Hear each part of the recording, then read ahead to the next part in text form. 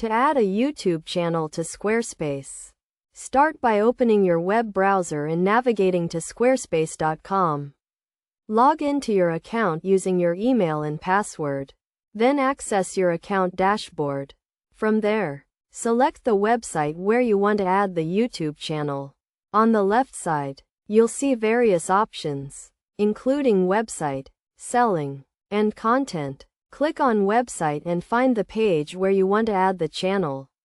Click the edit button, and you'll see options to add a block, including text, image, video, and audio. You can also embed a URL code by clicking on the embed option.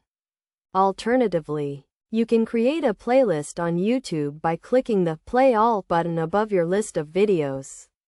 Then clicking Share and copying the playlist's shareable URL. You can paste this URL into a video block on your Squarespace page.